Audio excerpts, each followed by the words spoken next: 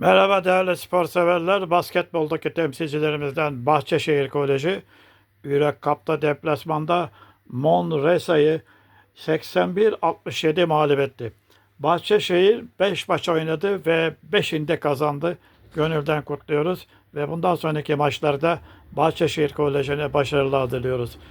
Sevgili spor severler, böylelikle dün oynanan bütün takımlarımızın maçlarının sonuçlarını sizlere verdik.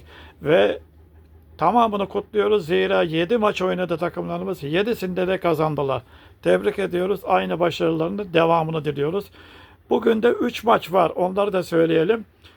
Euroleague kadınlarda ÇBK Mersin Venezia ile, Eurocup kadınlarda Emdat Konut Sarlois ile, Beşiktaş Gorzov ile oynarken Euroleague'de Fenerbahçe Real Madrid deplasmanında ve 4 maç var bugün. Takımlarımıza başarılar diliyoruz. Lütfen videomu beğenin, paylaşın, abone olun, bizi izlemeye devam edin efendim.